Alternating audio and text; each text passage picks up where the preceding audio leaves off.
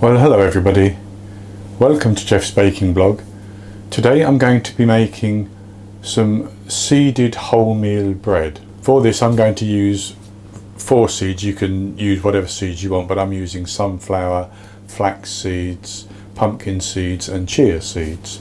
And in any combination I'm actually going to use about 80 grams of the seeds, 2 3/4 ounces, something like that, which should be enough to give a nice seedy texture to the loaf.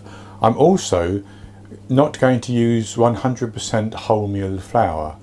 I'm going to use 500 grams of flour, 300 grams, so 60% of that will be wholemeal, and the other 40%, 200 grams, will be white bread flour.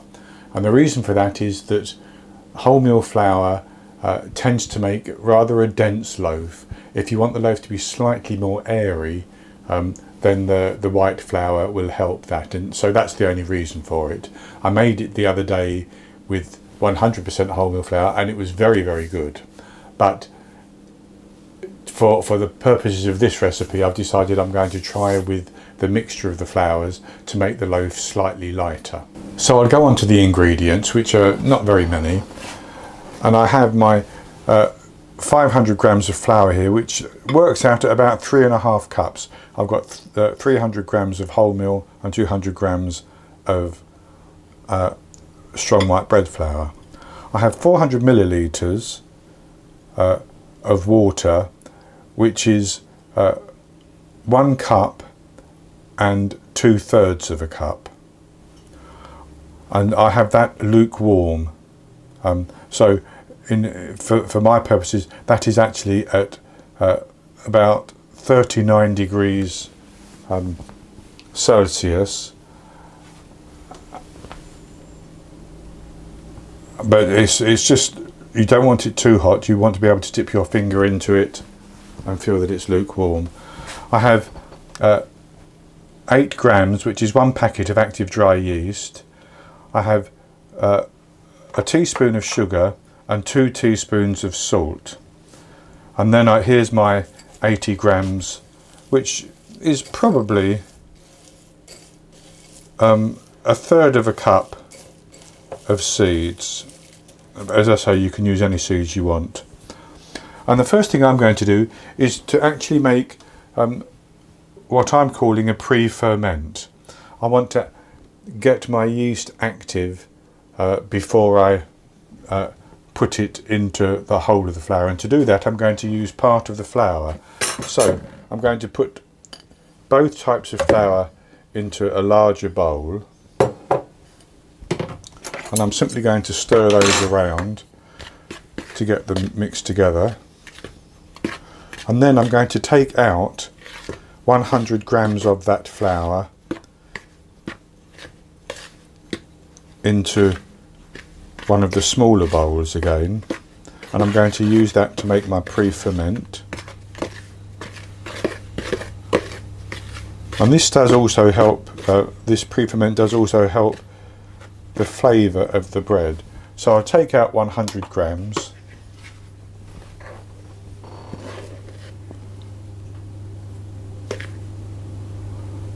And you don't have to be precise, it's just an amount of flour. Like that. And into that I'm going to put my yeast and my sugar. I just had to taste to see which one was sugar. I'm just going to stir those around, and then I'm going to add enough water into that mixture so that it all becomes like a creamy type of batter. And I estimated that I would need about 130 grams of the water, so I'm going to put in 100 grams. First of all, I'm just going to stir that around.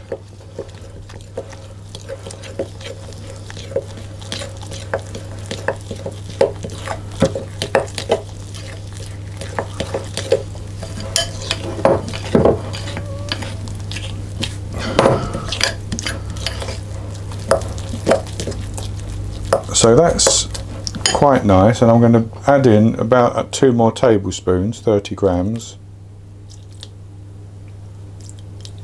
And if there's too much liquid, it doesn't matter, because we're going to use all the liquid in the end anyway. But this is just to get our yeast activated into the flour, and the teaspoon of sugar is going to help that as well. So that's all I have to do with that, and I'm simply going to leave it.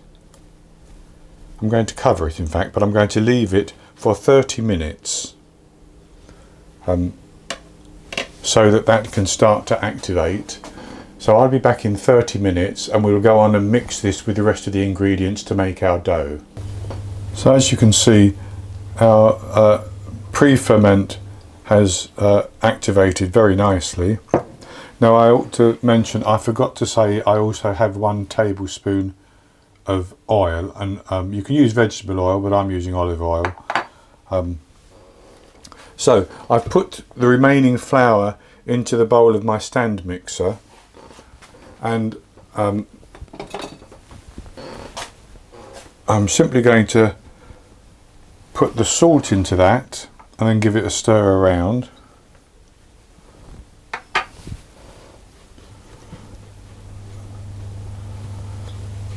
And then I'm going to pour the oil in,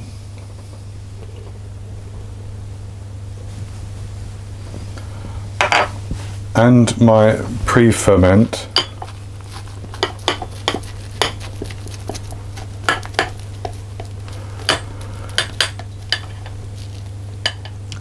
and then most of the remaining water.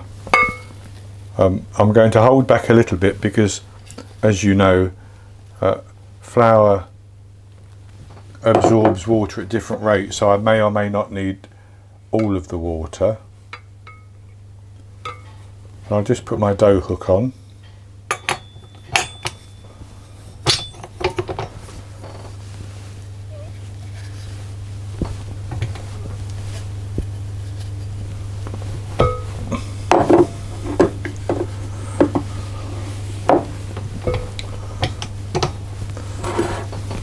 And pour in most of the water. And I've held back a couple of tablespoons, and I'm now going to mix this with the paddle, the dough hook, until it all comes together, and then I'll knead it for about 5 minutes until it's come away from the bowl and it's formed a nice sturdy dough, but it's still a little bit tacky.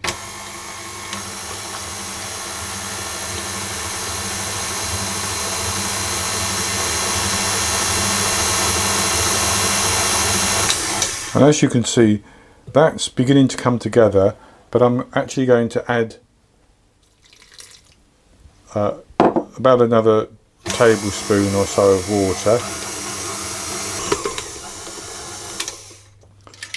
So I've kneaded that for about 5 minutes, and I ought to say that you could do this all by hand, but if you were doing it by hand you would probably have to knead it for at least 10 minutes.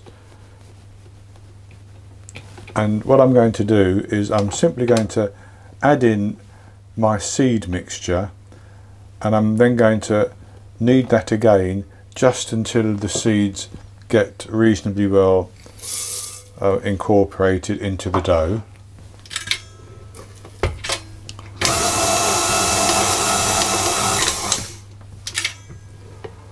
I think that's good enough, and I'm going to tip that out onto a lightly floured work surface. Now the dough is still a little bit tacky, and I'm just covering it with some flour, and I'm actually going to just knead that for about a minute or two and shape it into a ball.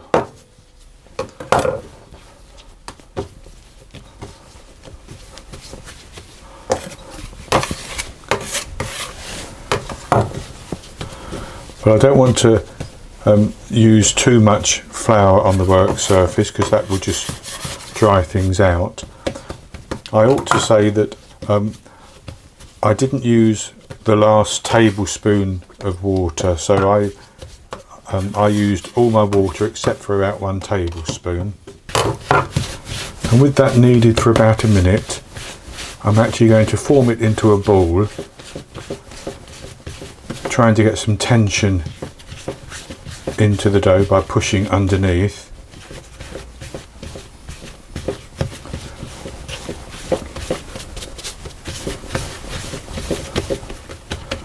Like that. And I'm going to put that into a lightly oiled bowl. Put it in up the top side down and then turn it over.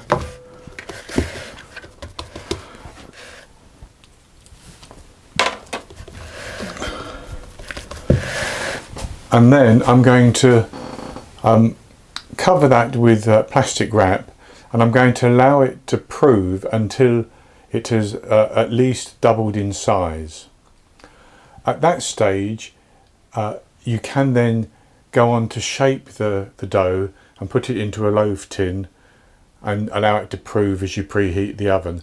But I'm actually going to do a double proof, so I'm going to allow this to double in size, then I'll come back, we'll knock the air out of it, knead it for a couple of minutes, and then put it back in the bowl to prove for a second time, and then after that we will go on to shape our dough. But as I say, you can only do the 1 proof if you want to, or you can do the 2 as I'm going to do. So I've allowed our dough to prove, and it's more than doubled in size. It's actually been just under an hour, maybe 55 minutes. So this is what it looks like, and as I said, I'm going to prove it for a second time. You don't have to do this if you don't want to, but I'm going to. I'm going to simply tip it out onto a lightly floured surface, and I'm going to knock the air out, and I'm simply going to knead it for 2 minutes. So that's okay. What I'm going to do is I'm going to form that into a ball by pulling it up onto itself and turning it over, and as before I'm going to create some tension in it, and then I'm going to put it back into my bowl,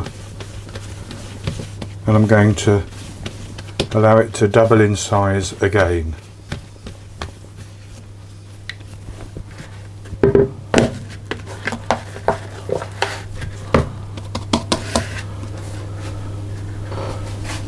So I'm going to cover it again with plastic wrap and leave it in a warm place to double in size, and once it's doubled in size I'll come back and we'll go on to the next step, which is to shape the dough and put it into our loaf tin for the final proof before it goes in the oven. I allowed the dough to double in size once again, so now's the time to give it a final little knead and then shape it to put it into the loaf tin.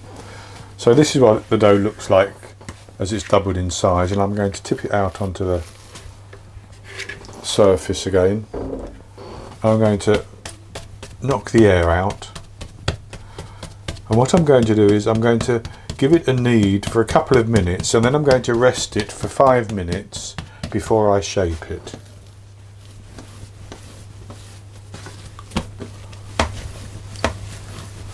I've kneaded that for a couple of minutes, and I'm actually going to just leave it to rest there for a few minutes, 5 minutes, and then in 5 minutes we will shape it and put it into the loaf tin. So that is now rested for 5 minutes, and what I'm going to do is I'm going to turn it over and I'm going to flatten it out. I'm just going to slightly flour my hand as I do this because it's still a little bit tacky.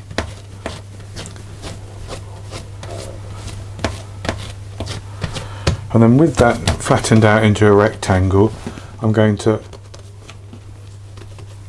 roll it up on itself.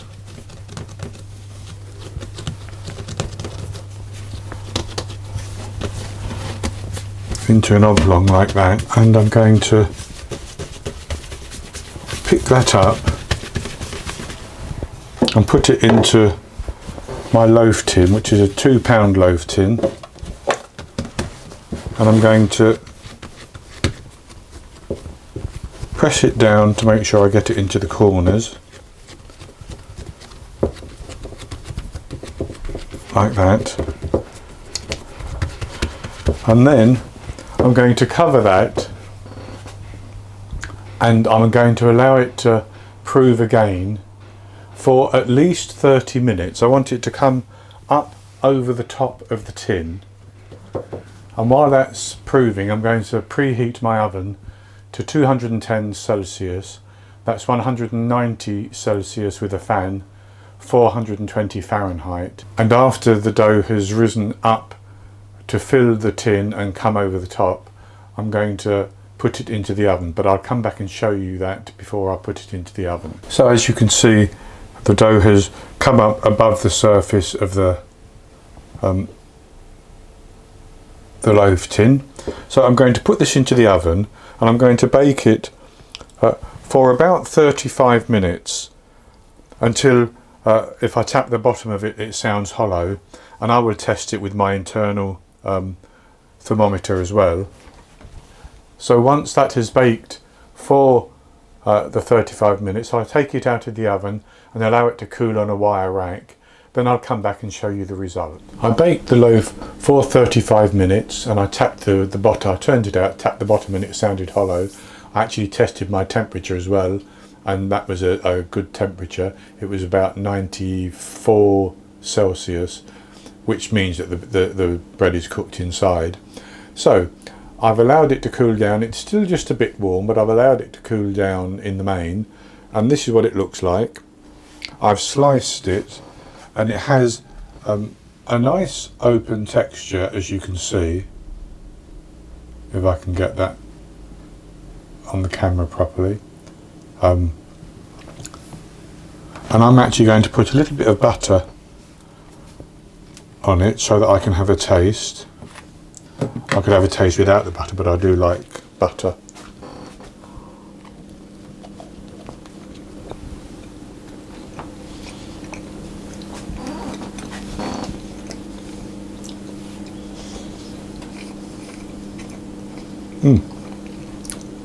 That really does taste very, very good. And I like the combination of 60% wholemeal and 40% white bread flour. It makes a slightly less dense loaf, and I think that works. I also think that allowing it to prove that 2 times actually helps the rise as well. It tastes very good, and I love the texture of the seeds, and as I mentioned earlier, you can use whatever seeds you want. I thought maybe sesame seeds can go in, certainly poppy seeds can go in, pine nuts even, whatever you want you can actually put into this, and I think it works very, very well. This is going to be the loaf I'm going to have for my lunch tomorrow for sure. So I hope you've enjoyed this video, and if you have, please give me the thumbs up below and click to subscribe to my YouTube channel. In the top right hand corner of the screen there will be an eye that you can click on, and that will take you to a link for this recipe, and I'll also put a link below the video as well. And I'll be back with another recipe in the very near future. So until then, happy baking.